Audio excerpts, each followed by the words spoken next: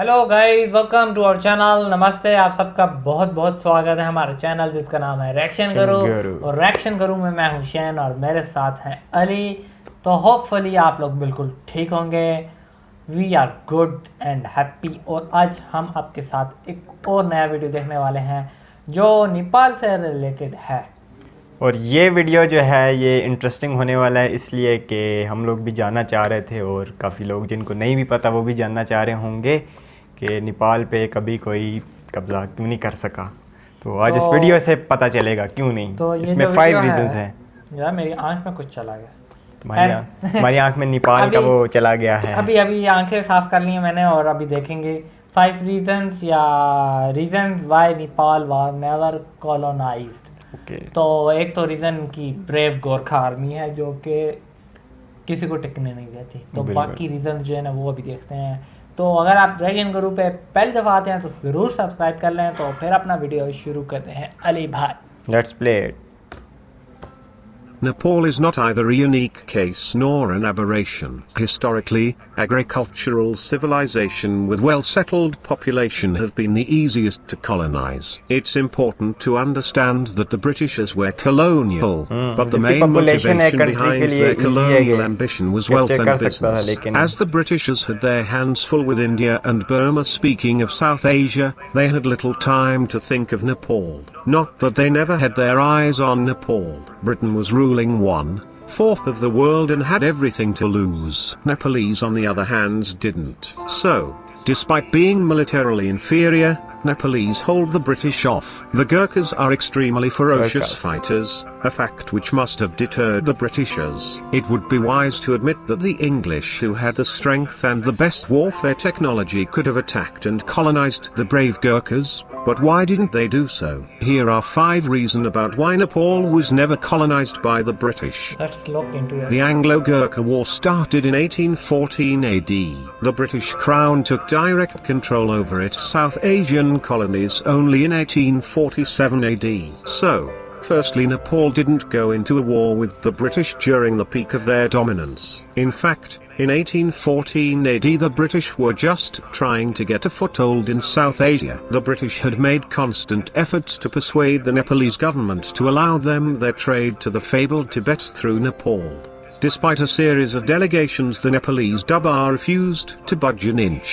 Nepal, at that time, was the largest exporter of wool, tea, Rakta chandan, timber, medicinal herbs and copper in whole of South Asia. Furthermore, all the navigable trans-Himalayan passages for trade between Tibet or China with South Asian nations lied within Nepalese territories only. This was a great source for East India Company, as their primary purpose in South Asia was to just extend their trade.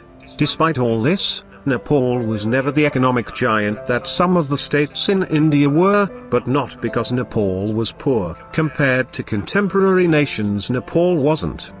The Gurkha Empire at the time was expanding at a rapid rate and was seriously starting to threaten company's existence. The Gurkha army invaded Kumaon Kingdom and occupied it in 1790-91. Then the Gurkha army invaded Gaol Kingdom and occupied it in 1804. After defeating its king Pradyuman Shah, Bhimsen Thapa, the ruler of Nepal, started demanding tax from the Nawab Avowed for the territories of Butwal and Swaraj. The British had to come to the rescue of their protectorate. The southern border of Nepal extended to Allahabad after absorption of Palpa Kingdom, including the Terai sector of Butwal taken by the King of Palpa from the King of Awadh on lease in 1801. In 1806, the Gurkha army absorbed all the small kingdoms like Surmad State, Hindar and Bisahar lying across the Gaol and up to Satluj River. In this way, the Gurkhas occupied all the hilly regions such as Nainital, Amara and Diradon without crossing the Satluj River. However,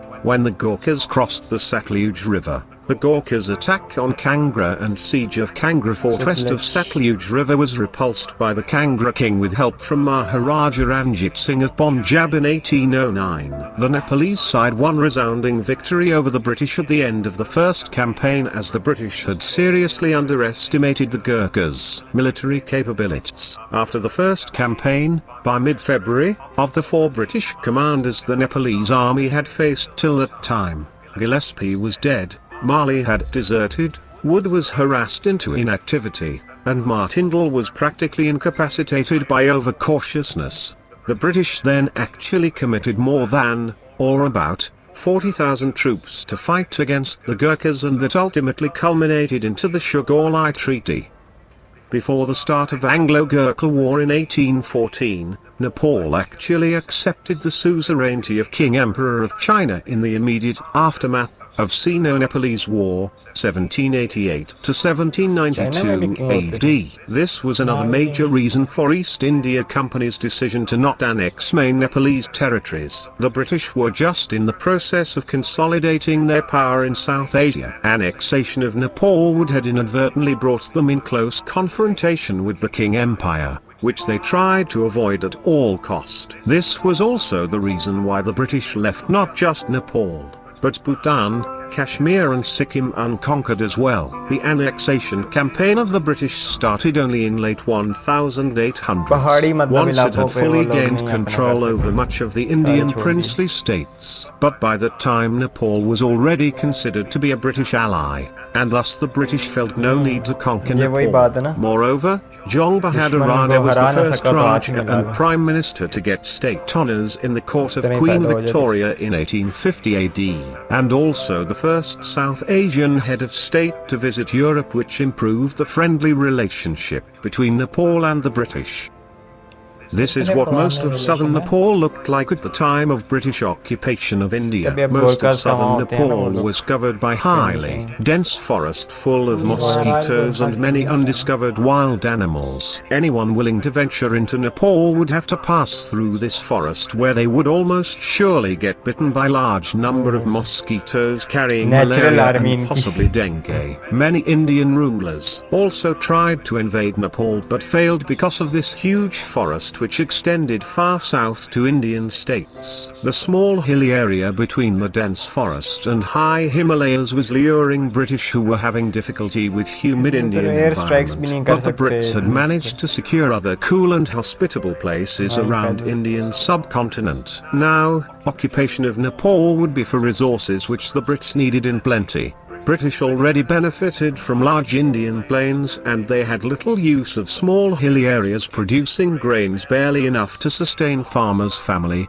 let alone pay taxes to Brits. But the British needed woods for railway construction, and for this they had secured various contracts with Nepalese government, which meant that they didn't need to subdue hot-blooded hillmen wielding small kukri and waging guerrilla war against whoever tried to subdue them.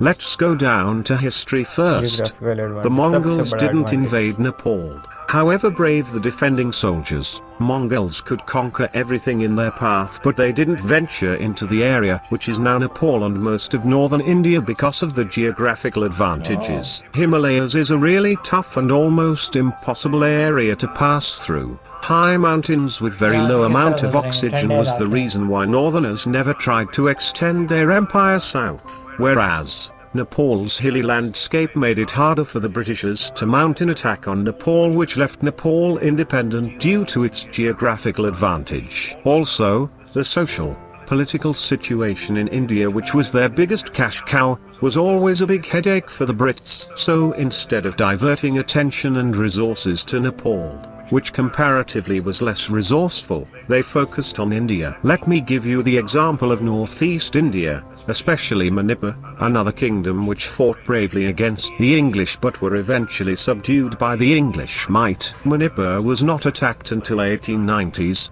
1891 to be precise, while the Britishers had taken control of Burma by 1830s, the reason being that the English never actually needed Manipur, but then when they realized that Manipur could provide a better roadway to Burma from India or vice versa, they attacked and captured Manipur.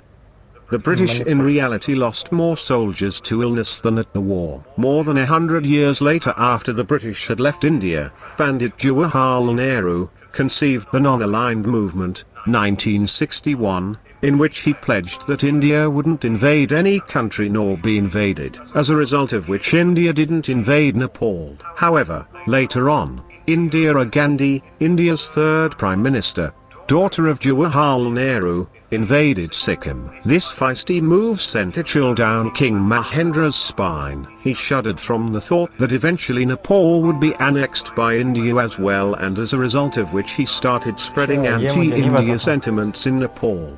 The entire country was indoctrinated by one Nepal One identity policy, thereby inciting people to take a firm stand against India. This stringent policy was solely responsible for all the edginess lurking between Nepal and India to this day.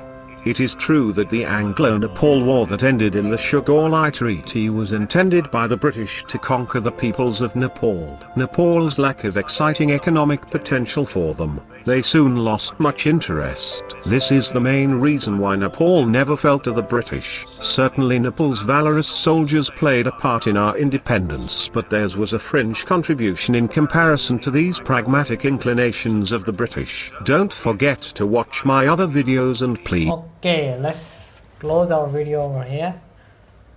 सबसे बड़ा advantage geological, obviously पहाड़ी area है, ठंडे इलाके हैं, ठीक है। ठंडे तो खैर वो ठंडे के आदी थे ब्रिटिश, लेकिन ये है कि पहाड़ी इलाके वहाँ पे इतना अनकंफर्टेबल हो, मार्चिंग नहीं कर सकते आप, ठीक है। वहाँ पे ट्रूप्स को सारा डायरेक्ट करना, मैनेज करना, ठीक है। फिर उनके हाउस होल्ड पे, जहाँ स्ट्रॉन्ग होल्ड है उनका, वहाँ पे जाके लड़ना, तो उनको मार पड़ी, ठीक है। बेसिकली इनको मार पड़ी तब ये भागे, नहीं तो नेपाल जैसे कंट्री को ये क्यों ना कैप्चर करें। इंडिया ने भी बाद में यही सोचा कि हम लोग करके तो हमें एक वो इकोनॉमी में बूस्ट मिलेगा, क्योंकि टूरिज्म और ये सब तो सबके माइंड में था। नेपाल के टूरिज्म के लिहाज से देख लो, वहाँ वाटर रिसोर्सेज इतने ज़्यादा हैं, ठीक है। उसके अलावा उनका अपना रिच कल्चर हिस्ट्री है, एक तो बड़ा एक ज़बरदस्त किस्म का सारा बैकग्राउंड है। और यही रीज़न है कि जो उन्होंने बताया कि जो क्या नाम है इनके थे मंगोल्स, उन्होंने भी इस एरिया पे अटैक नहीं किया, और कश्मीर वाला एरिया जो था वहाँ पे ब्रिटिश ने अटैक नहीं किया। रीज़न यही है कि जियोलॉजिकल पोजीशंस जो हैं वो इनकी बड़ी स्ट्रॉन्ग थी। नंबर दूसरा रीज़न जो है गोरखास ने इनकी बड़ी पिटाई की, जिसकी वजह से आखिर इन्होंने हार मान लिया। फिर इन्होंने हार माना कि यार इनको डिफीट तो नहीं कर सकते, चलो इनके साथ अलायंस हो जाए हमारा किसी तरह। और सिक्किम वाला जो पॉइंट है वो हमने काफ़ी लोगों से सुना है कि greater Sikkim was a part of greater Nepal. तो इंडिया ने अभी उस पर, जैसे ये कह रहे हैं कि इंडिया इनको वापस करना चाहिए, जो कि इनका बनता है क्योंकि ये इनका पार्ट था। तो इस पे अब थोड़ा सा मुझे भी रिसर्च करनी पड़ेगी, अली भाई को भी करनी पड़ेगी, क्योंकि हमने इस पे रिसर्च नहीं की तो हम कोई बात नहीं करेंगे, ठीक है। हमने काफ़ी कमेंट्स सेक्शन में पढ़ा है, लेकिन ऐसा सच हमें मौका नहीं मिला कि यार किसी वीडियो में आया हो कि सिक्किम का और नेपाल का आपस में क्या रिलेशन है। तो आज थोड़ा सा देखने को मिला, सुनने को मिला, तो इसको हम ब्रीफली स्टडी करेंगे और फिर किसी दिन इस पर एक और वीडियो लेके आएंगे। बिल्कुल जी, आज के वीडियो यहीं ख़त्म करते हैं। वीडियो काफ़ी लंबा हो गया है, लेकिन काफ़ी चीज़ें नहीं पता चली हैं, और सबसे बड़ी चीज़ तो ये पता चली है why Nepali, most of the Nepali people why don't they like Indian people. आज पता चला है, क्योंकि उन्होंने देखो कॉन्ट्रैक्ट करके नेहरू वगैरह लोगों ने, और बाद में उन लोगों ने फिर क्या कर दिया एंड पे। तो ये उनकी हिस्ट्री है, जैसे उन्होंने कश्मीर में किया। कश्मीर में भी उन्होंने कहा कि हम उनको देंगे, रेफरेंडम कराएंगे, जो पब्लिक चाहेगी वैसा ही होगा। और अब 70 साल हो गए उन्होंने उस एरिया को कब्जा डाका मार लिया अब उनके राइट्स पे। चलें जी, वीडियो ख़त्म करते हैं, मिलेंगे आपको नेक्स्ट वीडियो में। तब तक अपना ख्याल रखें, टेक केयर एंड अल्लाह हाफिज़।